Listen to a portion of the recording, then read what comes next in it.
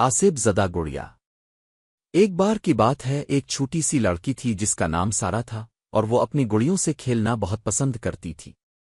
ایک دن اس کی دادی نے اسے ایک قدیم پرانی گڑیا تحفے میں دی۔ گڑیا کا چہرہ بہت خوبصورت تھا، لیکن اس کی آنکھیں ہمیشہ سارا کو کمرے میں گھومتے ہوئے پیچھے پیچھے دیکھتی رہتیں۔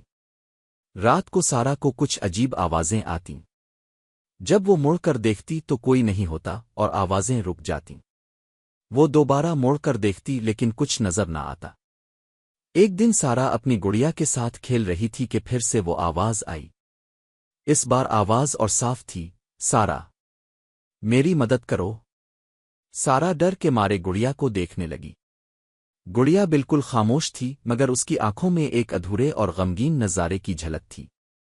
سارا نے گڑیا کو اٹھایا اور پھر وہی آواز آئی، میں یہاں پھنس گئی ہوں۔ اگلی رات سارا کی ماں نے اسے زمین پر سوئے ہوئے پایا، گڑیا اس کے قریب پڑی ہوئی تھی۔ آوازیں بند ہو چکی تھیں مگر گڑیا کی آنکھیں سرخ ہو چکی تھیں۔ سارا نے کبھی بھی اس گڑیا سے نہیں کھیلا، مگر کبھی کبھی رات کو وہ عجیب سی سرگوشیاں سنتی رہتی تھی۔ سارا، میری مدد کرو۔